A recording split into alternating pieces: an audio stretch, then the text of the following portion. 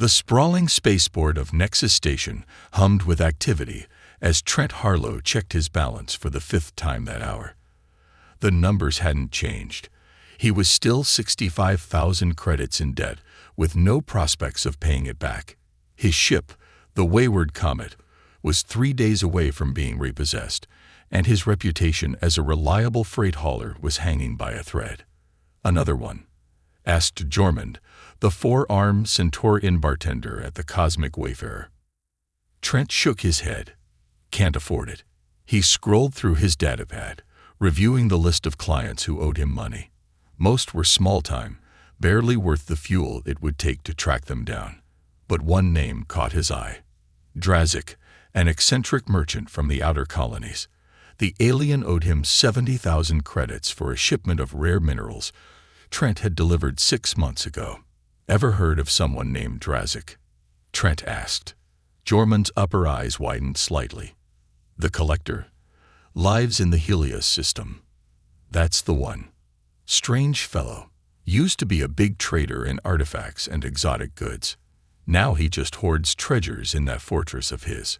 Why?" "He owes me enough to save my ship." Trent stood, decision made. It wasn't like he had many options left. Jormund lowered his voice. "Word of warning. Drazik doesn't deal in credits anymore. Only trades. Whatever he offers you, think carefully." Trent managed a tired smile. "At this point, I'll take payment in space dust if it gets the Collectors off my back." The journey to Helios took 3 days, eating into the little time Trent had left. As he approached the crimson planet of Helios IV, his scanners picked up the massive structure carved into the mountainside. Drazik's infamous fortress. After landing on a designated platform, Trent was greeted by hovering service droids that led him through winding corridors lined with artifacts from across the galaxy. The air smelled of exotic spices and ozone, a strange combination that made his nose itch. "The esteemed Captain Harlow arrives," announced a melodic voice as Trent entered what appeared to be a grand reception hall. The elderly alien who stood at its center had mottled orange skin and 6 fingers on each hand. His eyes, all 3 of them, twinkled with an unsettling intelligence.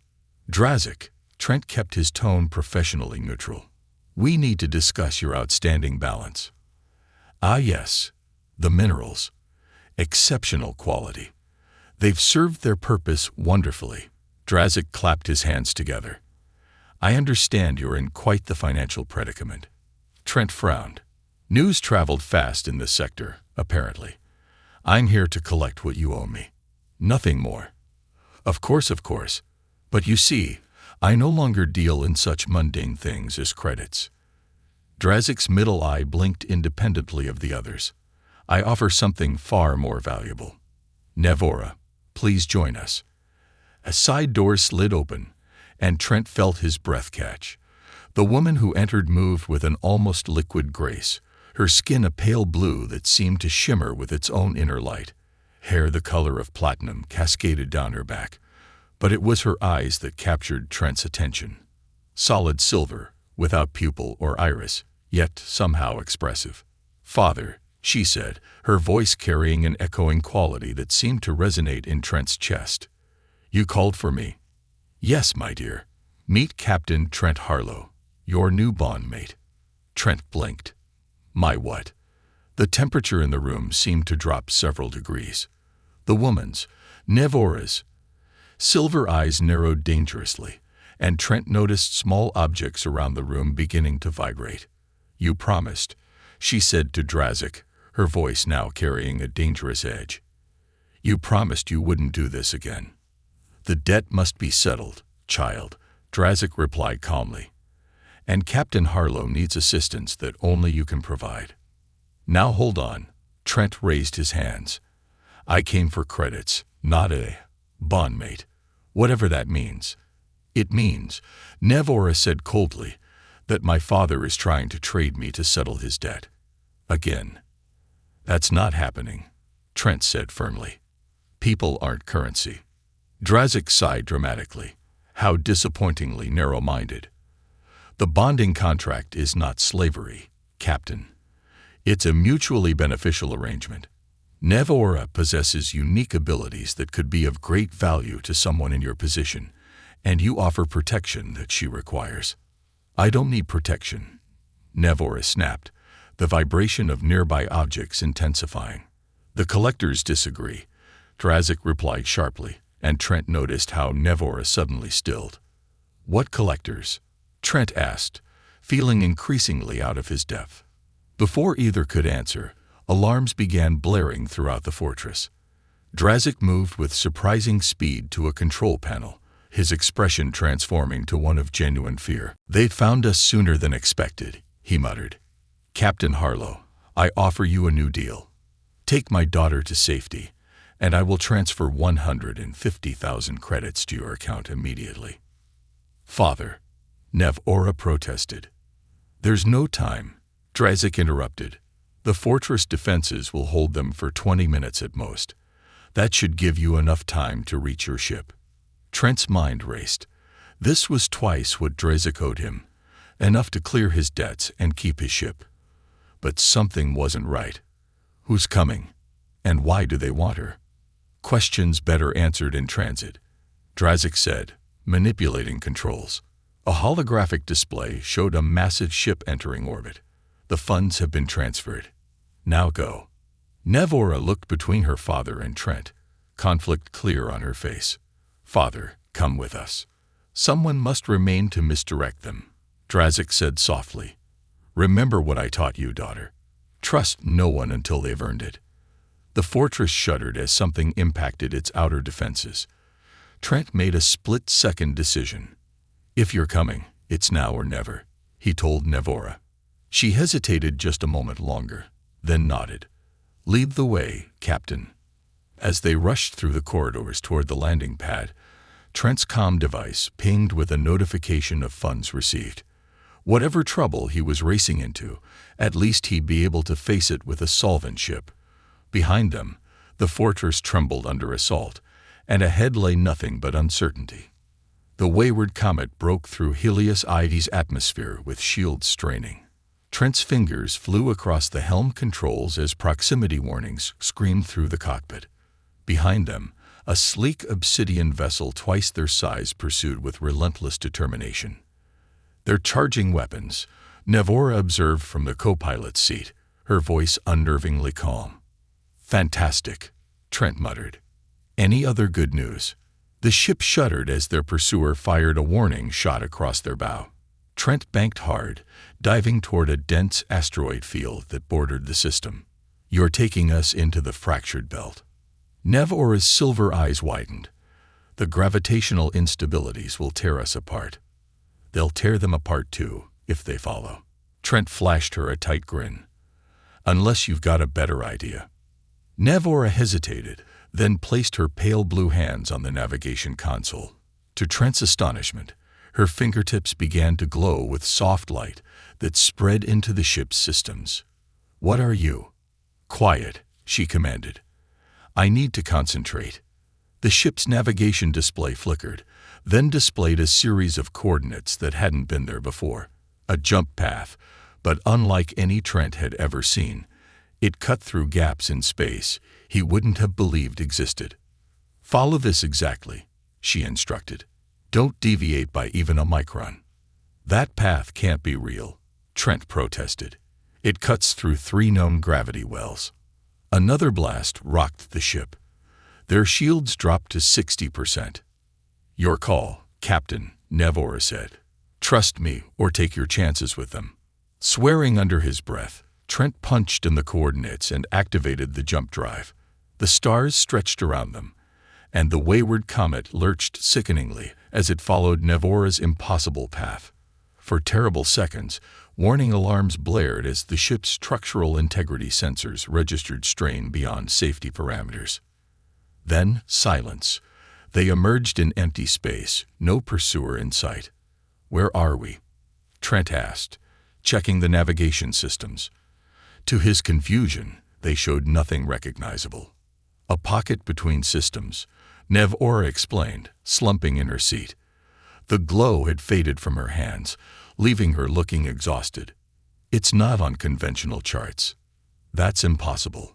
Many things are impossible until they're not. She closed her eyes briefly. We should be safe here for a while. Trent studied his mysterious passenger with new wariness. I think it's time you explained what's going on. Who were those people? What did your father mean about collectors? And how did you just do whatever that was? Nevora met his gaze, silver eyes unreadable. Those were agents of the hegemony.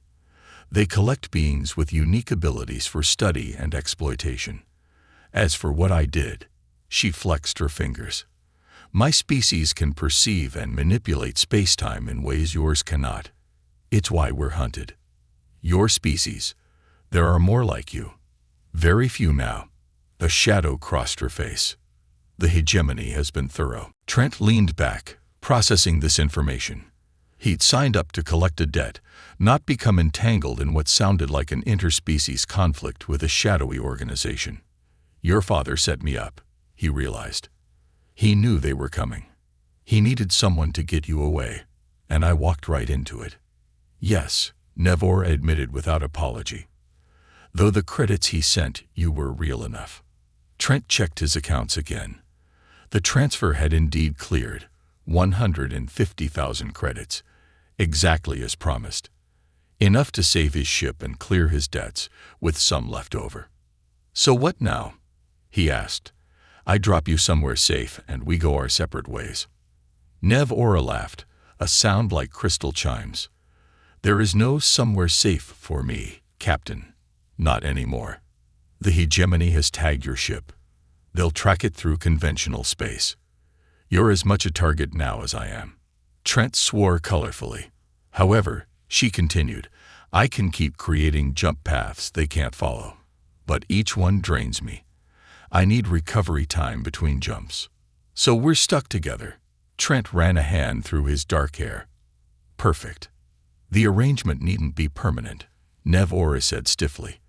Once we reach the outer territories, I can find others of my kind who might help. Others? I thought you said there weren't many left. There aren't. But those who remain have learned to hide well. Trent checked their supplies.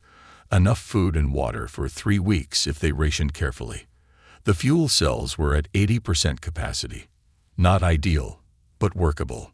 The outer territories are at least 5 major jumps away, he calculated. If what you're saying about the hegemony is true, we'll need to stay off the main routes. An accurate assessment. Nevora nodded. I'll need approximately 30 hours to recover enough strength for another jump of the magnitude we just performed. Then we might as well get comfortable. Trent stood, stretching his tall frame. Come on, I'll show you where you can rest. He led her through the compact ship to the small cabin that served as guest quarters. The wayward comet wasn't designed for luxury, but it was clean and well maintained. It's not much, he apologized. It's adequate. Nevora entered the room, examining it with curiosity. Your vessel has an interesting energy signature. Modified engines. Good eye. I recalibrated the reaction chamber myself. Gives us about 15% more thrust efficiency. She nodded, impressed despite herself. Perhaps humans aren't as technologically limited as the hegemony claims. Gee, thanks, Trent said dryly. We try our best with our primitive monkey brains. To his surprise, Nevora's lips curved in what might have been a smile. You should rest too, Captain. The jump was hard on your ship's systems. They'll need monitoring. Trent, he corrected. If we're going to be stuck together for a while, you might as well use my name. Trent, she repeated, the word sounding musical in her echoing voice. Then you should call me Nev. Over the next several days, they fell into an uneasy routine. Trent spent most of his time in the cockpit, plotting potential routes and monitoring for signs of pursuit. Neve mainly kept to her cabin, emerging only for meals or to check on their position. On the 4th day, as Trent was running diagnostics on the jump drive, Nev appeared in the cockpit doorway. Your ship is damaged, she said without preamble. Trent didn't look up from his work. Yeah, the lateral stabilizers took a hit during our escape. Nothing critical. I can help repair it. This got his attention. "You know ship systems. Not your technology specifically," she admitted, "but I understand the principles. And I can sense where the energy flows are disrupted." Trent hesitated. The wayward comet was his life. Letting someone else tinker with her systems went against every instinct he had. But they were in this together now, for better or worse. "All right," he decided. "Show me what you can do." Working together proved surprisingly effective. Nev's ability to perceive energy flows identified problems Trent's diagnostics had missed, while his practical knowledge allowed them to implement fixes that wouldn't compromise the ship's other systems. As they worked side by side in the cramped engine room, Trent found himself studying his companion with growing curiosity. She moved with precise efficiency, her face a mask of concentration. "Why did your father think you needed protection?" he asked finally. "You seem pretty capable to me." Nev's hands stilled momentarily. "My abilities make me valuable. Too valuable to be left free, in the eyes of many. My father believed a human companion would provide camouflage. Your species is widespread enough that traveling with one wouldn't attract attention. So I'm just convenient cover," Trent said, feeling unreasonably disappointed. "Initially, perhaps." Nev met his eyes. "But you've proven yourself to be resourceful." "That's unexpected." Coming from her, Trent suspected this was high praise indeed. As they finished the repairs, an alarm suddenly blared through the ship. Trent rushed to the cockpit, Nev close behind. The proximity sensors showed a vessel emerging from light speed barely 1,000,000 kilometers away. "Hegemony Patrol," Nev whispered, her skin paling to an almost translucent blue. "They found us. I thought you said we were safe here." Trent activated the ship's defensive systems. "We should have been. Unless..." Her silver eyes widened with realization. "Unless they placed a quantum tracer on me before we left." The approaching ship hailed them, demanding immediate surrender.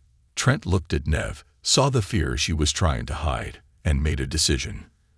"Can you jump us out of here?" "Not yet. I need more time to recover. Then we'll have to fight." Trent's hands flew over the controls, preparing the ship for combat. "I didn't come this far to be anyone's collector's item." As the hegemony vessel closed in, weapons charging, Trent and Nev exchanged a look of grim determination. Whatever happened next, they would face it together. The hegemony vessel loomed larger on the view screen, its weapons ports glowing with charged energy. Trent's hands danced across the controls, preparing the wayward comet for a fight it couldn't possibly win. "We need options," he muttered. "Any brilliant ideas?" Nev studied the approaching ship, her silver eyes reflecting its menacing silhouette. "There might be a way," she said slowly. "Not a jump, but something smaller. A micro-shift." "Meaning?" "I can't move us far, but I might be able to create a localized distortion. Enough to confuse their targeting systems temporarily." Trent glanced at her. "Will it hurt you?" The question seemed to surprise her. "It will be taxing, but manageable." "Do it," he decided. "I'll handle the rest." Nev placed her hands on the navigation console again. This time, instead of the gentle glow Trent had seen before, her fingertips sparked with blue-white energy that crawled up her arms like lightning. Her face contorted with effort as the space around their ship shimmered visibly. Trent didn't waste the opportunity. The moment the hegemony ship's targeting locks faltered, he fired the wayward comet's engines at maximum thrust, sending them into a spiraling dive beneath the larger vessel's belly. Their proximity alarms shrieked at the dangerous maneuver, but Trent had flown worse odds. "Their ventral shields are thinner," he explained, targeted the comet's modest weapons array. "Standard military design flaw." He fired a concentrated burst at the exact spot where the hegemony ship's shield generators would be located. It wasn't enough to breach their defenses completely, but it created the momentary fluctuation Trent was counting on. "Hold on," he warned, punching in the emergency thruster sequence he had installed, rather illegally, years ago. The ship lurched forward with bone-jarring acceleration, slipping through the fluctuating shield barrier of the larger vessel. For 3 heart-stopping seconds, they skimmed along the hegemony ship's hull, close enough that their own shields sparked against the enemy vessel. Then they were past, shooting into the debris field that surrounded the pocket of space. Behind them, the hegemony ship struggled to reorient, its bulky design preventing the quick turn needed to pursue immediately. That bought us minutes, not hours, Trent warned, navigating through the field at dangerous speed. Can you manage another micro-shift when they catch up? When Nev didn't answer, he glanced over. She had slumped in her seat, silver eyes now dull gray, blue blood trickling from her nose. Nev. He engaged the autopilot and moved to her side. What's happening? Too soon after the jump, she managed weakly. Cellular destabilization.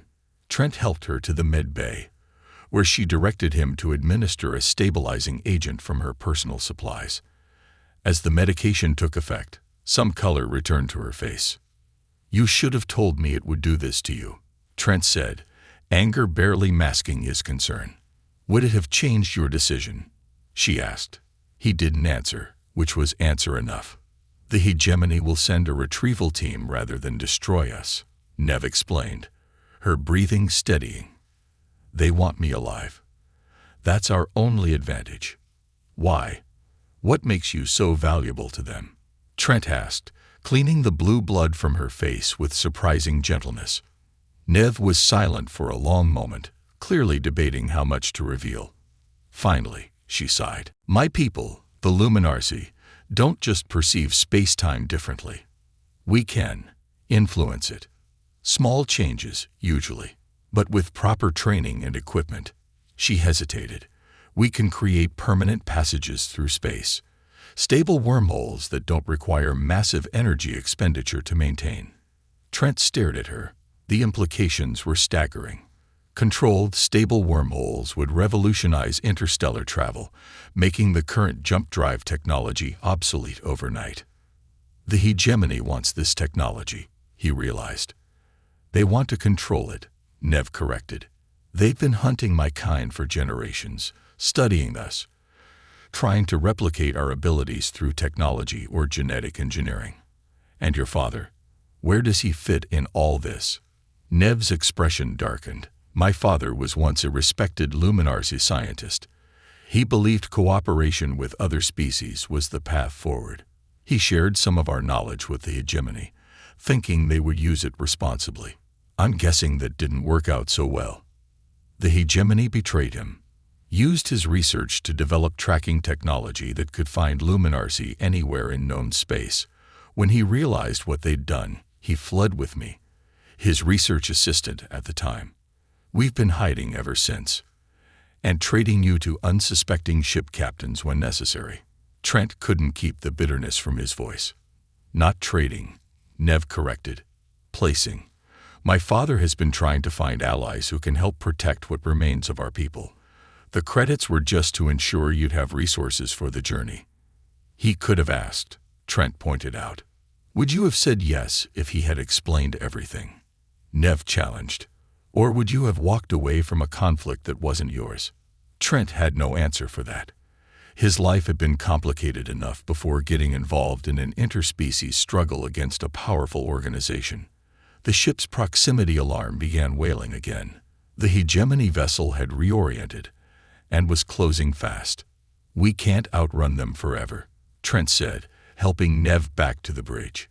And we can't jump again with you in this condition. There's another option, Nev said quietly. If we can reach the Morgrave Nebula, there's a Luminarcy outpost hidden there. My father must have calculated that you could get me there before the hegemony caught up. Trent checked the star charts. That's 2 days at maximum speed, assuming we can shake our friends back there. We don't need to shake them completely. Just stay ahead long enough. Nev studied the pursuing ship. They're being cautious, trying not to damage your vessel. We can use that. Over the next 18 hours, Trent pushed the wayward comet to its limits, using every trick and shortcut he knew. They skimmed dangerously close to gravity wells, using the gravitational slingshot effect to gain speed. They dove through radiation clouds that masked their signature temporarily. All the while, the hegemony ship followed, always present, never quite catching up.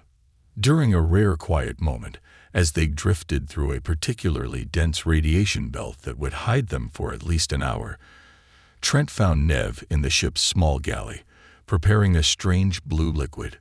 "Cellular stabilizer," she explained, seeing his questioning look. "My system is still recovering from the strain. Will you be able to create another jump path when we reach this outpost of yours? If necessary." She hesitated. "Trent, when we reach the outpost, you'll have a choice to make." "What kind of choice?" "The Luminarcy can hide your ship, give you new identification codes. You could start fresh somewhere beyond hegemony influence. Or," she trailed off. "Or," he prompted, "my people are preparing to fight back. We've been gathering allies, resources. Your skills would be valuable." Trent leaned against the counter, considering. "You're recruiting me for a war." "For survival," Nev corrected. "The hegemony won't stop with the Luminarcy. Any species with abilities they can exploit will eventually become targets, including humans. Especially humans. Your adaptability makes you particularly interesting to them. They've already begun limited operations in human space." This was news to Trent. What kind of operations? Before Nev could elaborate, the ship shuddered violently. Warning lights flashed throughout the cabin as the radiation belt around them began to destabilize. "That's not possible," Trent said, rushing back to the cockpit. "These formations are stable for centuries." Nev followed, her expression grim. "Unless someone deliberately destabilizes them." On the view screen, the radiation pattern was indeed changing, forming what looked like a funnel directly toward their position. At its far end, the hegemony ship waited. "They're hurting us," Trent realized. "Like animals into a trap." "The hegemony employs beings who can manipulate energy fields," Nev explained. "Not unlike my people's abilities, but more limited and focused." Trent assessed their options. The radiation funnel was closing rapidly, leaving them only one clear path, straight toward the waiting hegemony vessel. "If we can't go around," he muttered, "we go through." Nev's silver eyes widened. "You're not seriously considering direct confrontation?" "That's exactly what I'm considering." Trent began rapidly adjusting the ship's power distribution. "They're expecting us to run. Let's surprise them." "Their weapons outmatch ours by factors of hundreds," Nev pointed out. "But they want you alive and relatively undamaged," Trent countered. "Which means they have limitations we don't. And besides," he added with a grim smile, "the wayward comet has a few surprises they don't know about." As the radiation funnel collapsed around them, forcing them toward the waiting hegemony ship, Trent activated systems that hadn't been used in years, modifications he'd installed during his brief, ill-advised partnership with a group of anti-government revolutionaries. "Whatever happens next," he told Nev, "remember that sometimes the best defense is a completely insane offense." As they accelerated toward what looked like certain capture or destruction, Nev found herself doing something she hadn't done in years, placing complete trust in someone else's plan, even if that plan seemed utterly, hopelessly human in its audacity. The wayward comet hurtled toward the hegemony vessel like a bullet aimed at a battleship. On the bridge, Trent's hands danced across the controls with practiced precision, while Nev watched with a mixture of fascination and horror. "They're powering up tractor beams," she warned, monitoring the enemy ship's energy signatures. "Perfect," Trent muttered, fingers flying across a hidden panel beneath the main console. "That's exactly what I want them to do." The massive hegemony cruiser loomed larger on their view screen, its imposing silhouette blotting out the stars behind it. A blue-white beam shot out, enveloping the smaller ship in its grip. "And now we're caught," Nev said flatly. "Not quite." Trent flipped open a protective cover and pressed his thumb against a biometric scanner. "Remember those revolutionaries I mentioned? They had this fascinating technology that could reverse energy fields. Understanding dawned in Nev's silver eyes. You're going to use their own tractor beam against them. That's the plan. The hidden systems hummed to life, sending vibrations through the ship's deck plates. Though I should mention I've never actually tested this modification in real combat. Wonderful, Nev murmured. The tractor beam's pull intensified, dragging them toward the hegemony ship's hangar bay. Trent waited until they were halfway there, then activated his countermeasure. The effect was immediate and spectacular. The energy beam wavered, then inverted, sending a massive feedback pulse straight into the hegemony vessel's emitters. Explosions blossomed along the larger ship's hull as overloaded systems ruptured. The tractor beam dissolved, releasing the wayward comet from its grip. Now, Trent shouted, punching the engines to maximum thrust. The ship shot forward, aiming directly for the damaged section of the hegemony vessel. Nev gripped her seat as they hurtled toward what appeared to be certain collision. "Are you insane?" she demanded. "Probably," Trent admitted, making minute adjustments to their course. "But there's method in it. Their shields will be weakest where the emitters blew." He was right. As they approached the damaged section, their sensors showed a gap in the enemy vessel's defensive field. Trent guided the wayward comet through the opening with mere meters to spare, the ship's hull scraping against twisted metal as they passed. "Their internal defense systems are temporarily offline," Nev reported, reading the data scrolling across her console. "We have maybe 2 minutes before they recover." More than enough time. Trent triggered the ship's rear weapons, targeting the inside of the shield breach they'd just passed through. The resulting explosion sealed the gap behind them, trapping the hegemony ship's crew on the wrong side of their own defensive barrier. For several tense minutes, they flew in silence, putting distance between themselves and the crippled hegemony vessel. When they were safely beyond pursuit range, Trent finally relaxed his grip on the controls. "That," Nev said quietly, "was either the bravest or most foolish thing I've ever witnessed. With humans, it's usually both," Trent replied with a tired grin. He checked their position. "We're still on course for the Morgrave Nebula. ETA 14 hours.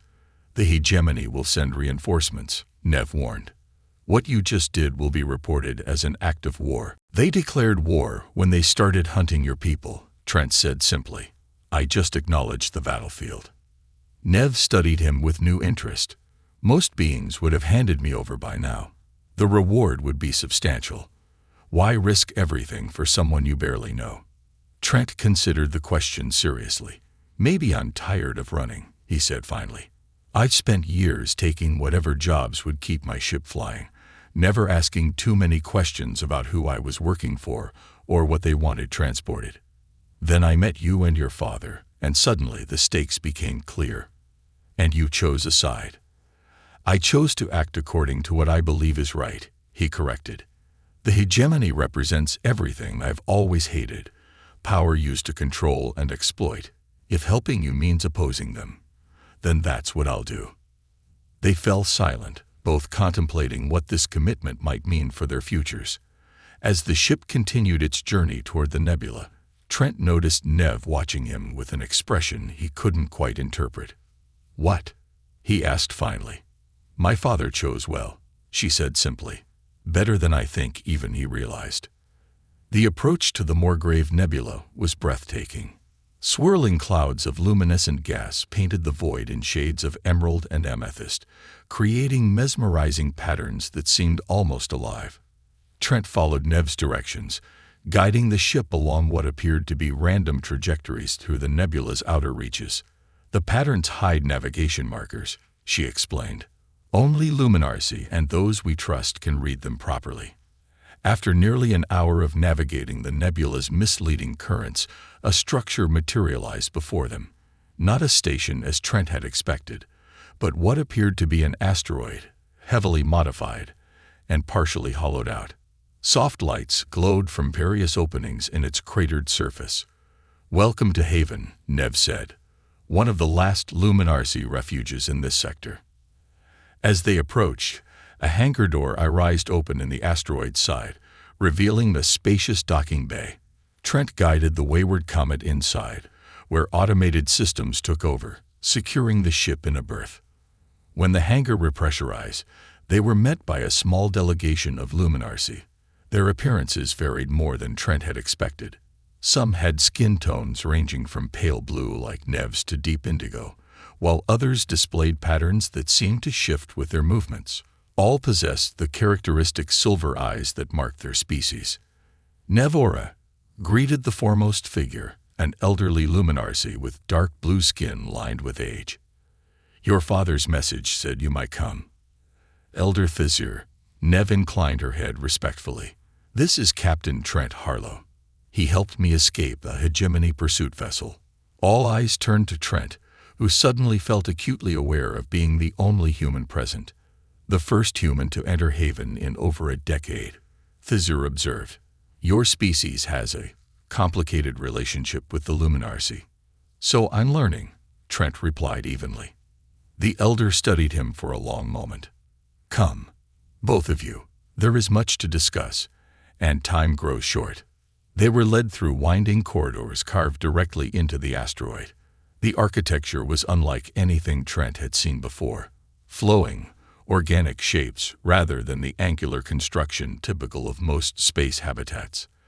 The walls themselves seemed to emit a soft glow that shifted in response to their presence.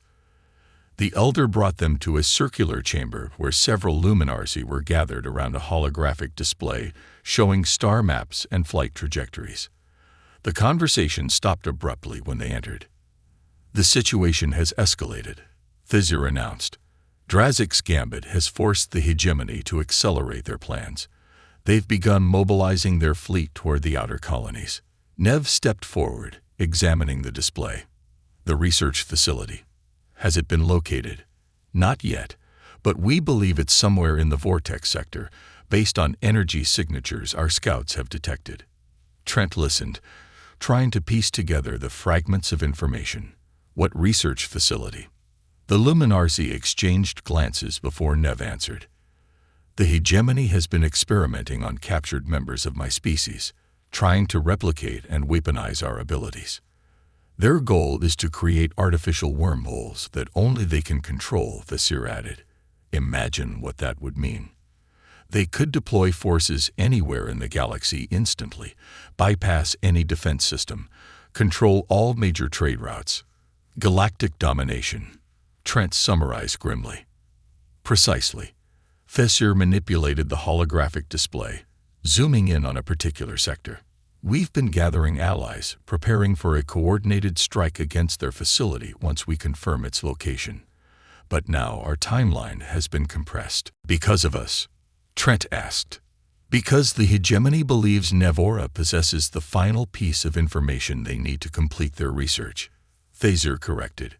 "A theory her father developed regarding stable wormhole generation." All eyes turned to Nev, who looked uncomfortable with the attention. "My father's work was theoretical. It was never successfully implemented." "The hegemony believes otherwise," Thizir said gently. "And if they're right, if Drazik did solve the stability problem, then nowhere in the galaxy would be beyond their reach," Nev finished quietly. The gravity of the situation settled over the room. Trent looked at the assembled Luminarcy, noting the mixture of determination and fear in their expressions. These weren't warriors. They were scientists, refugees, survivors of a systematic persecution. "So what's the plan?" he asked finally. "You mentioned allies. What kind of force are we talking about?" Thizir manipulated the display again, showing various ships and their specifications. "We have commitments from several independent worlds, smuggler collectives, and resistance groups. Not a conventional armada, but being to understand what hegemony dominance would mean for everyone's freedom." Trent studied the collection of vessels, a motley assortment of retrofitted merchant ships, outdated military craft, and specialized runners. Against the hegemony's standardized fleet, they would be at a significant disadvantage. "You need more," he said bluntly, "and better intelligence on their defenses." "Both true," Thizir acknowledged. Which is why we're hoping you might assist us, Captain Harlow. Me? I'm one man with one ship. A man who successfully disabled a hegemony pursuit vessel, Nev pointed out, and who has extensive connections throughout the border regions, if my father's research is correct. Trent raised an eyebrow at this revelation that Drazik had investigated his background thoroughly. My connections aren't exactly military grade, mostly other independent operators, smugglers, salvagers. Exactly the kind of people who might join our cause, Thesser said. Those who value their freedom and independence above all else. Trent looked around the room, at these beings who had survived against overwhelming odds, who continued to fight despite everything they'd lost. Then his eyes met Nev's, and he saw something there he hadn't noticed before, not just determination, but hope. Hope that perhaps with enough allies, their people might have a future after all. In that moment, his decision was made. I'll need access to secure communications, he said, and your best intelligence on hegemony patrol patterns. A ripple of relief passed through the gathered luminarcy.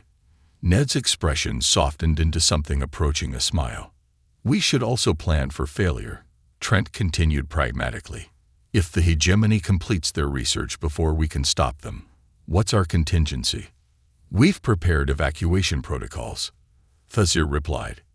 Hidden refuges beyond known space where some of our people might survive. Running isn't enough, Trent argued. You need a way to fight back even if they gain the upper hand initially. As the discussion continued, exploring strategies and contingencies, Trent found himself fully committed to a cause he hadn't known existed days earlier. Whether it was the righteousness of their struggle or the way Nev occasionally glanced at him with newfound respect, he couldn't say. But for the first time in years, he felt like his actions had purpose beyond mere survival. The coming conflict would test them all.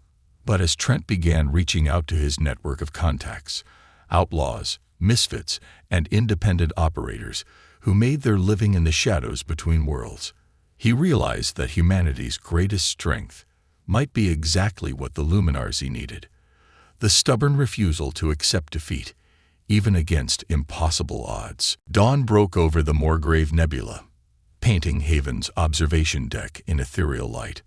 Trent stood at the viewport, watching as ships of various designs and origins gathered in formation nearby. 3 weeks of frantic preparation had yielded results beyond anyone's expectations.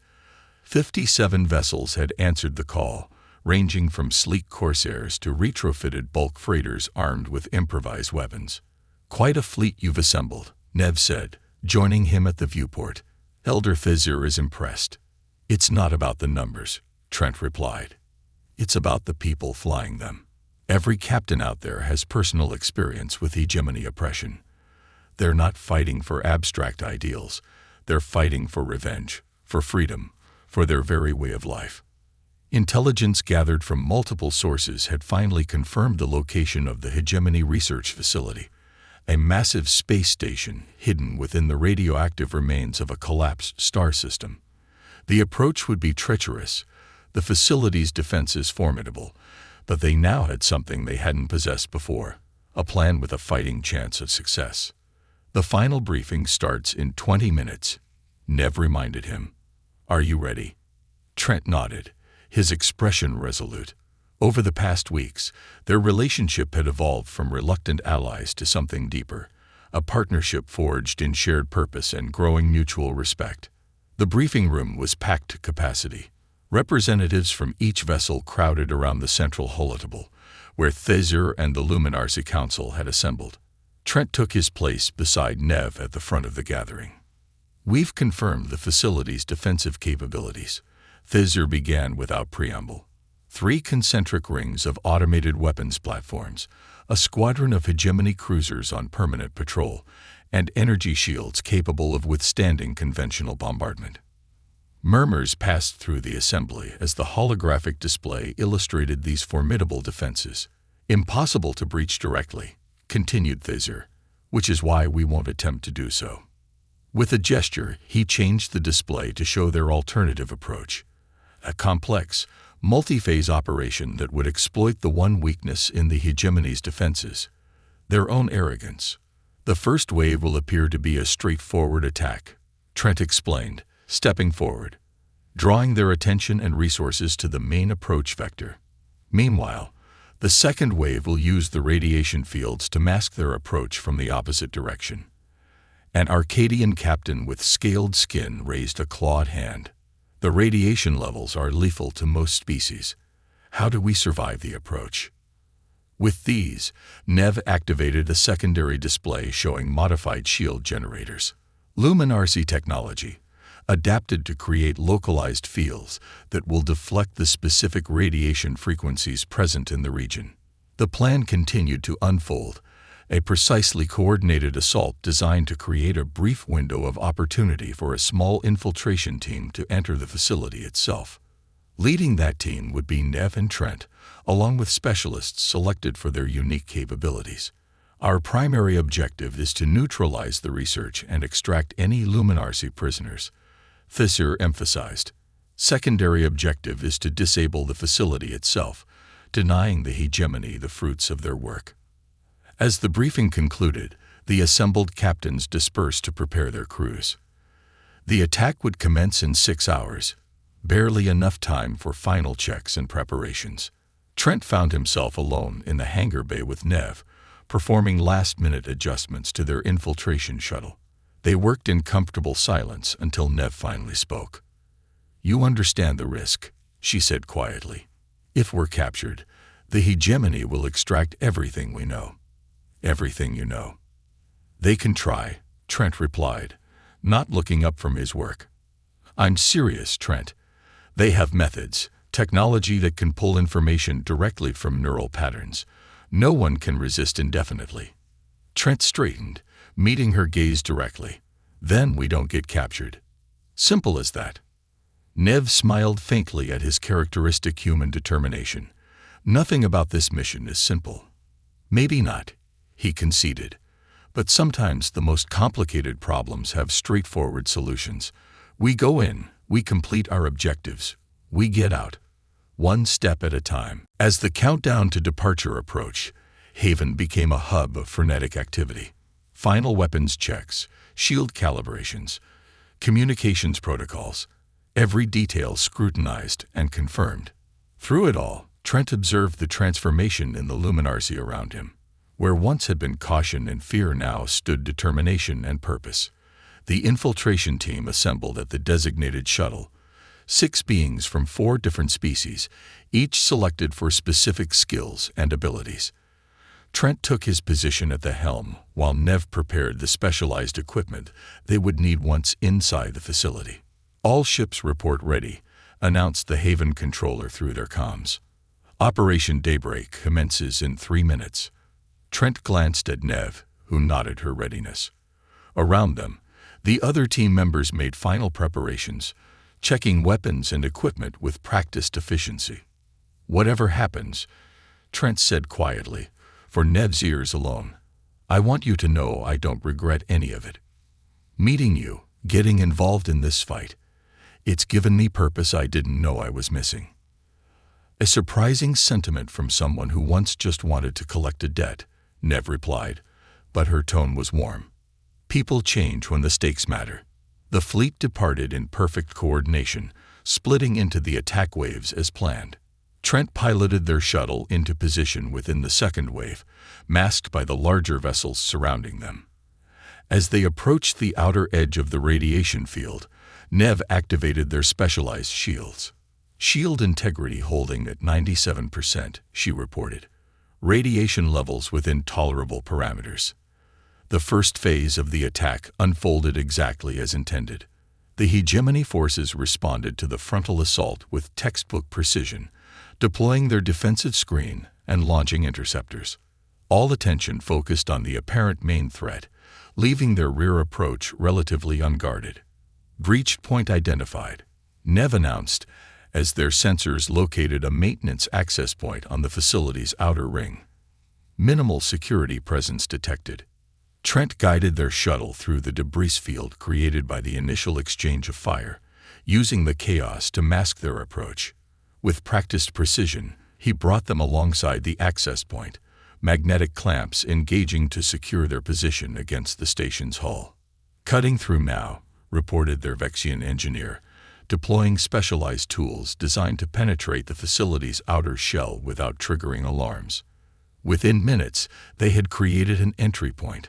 One by one, the team members crossed from the shuttle into the station, securing the immediate area before proceeding deeper.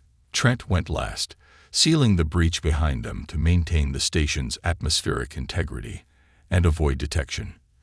The interior of the facility was clinically sterile, gleaming white corridors illuminated by harsh lighting, punctuated by security checkpoints and automated monitoring systems.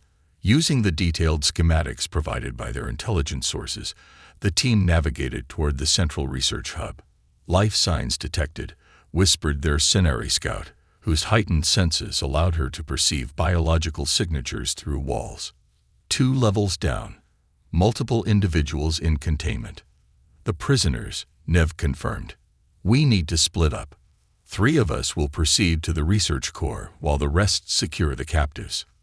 As planned, Trent accompanied Nev toward the research core, while the others moved to liberate the imprisoned Luminarcy. Their progress was methodical, avoiding patrols when possible and neutralizing resistance when necessary. The facility's personnel, primarily scientists and technicians rather than soldiers, offered minimal resistance. The research core itself was a massive spherical chamber dominated by a device unlike anything Trent had ever seen. A complex array of crystalline structures suspended within interlocking energy fields, pulsing with power that made the air itself feel charged. "The prototype," Nev whispered, her silver eyes wide with recognition. "They've actually built it." Before they could approach the device, a voice spoke from behind them, "To be continued."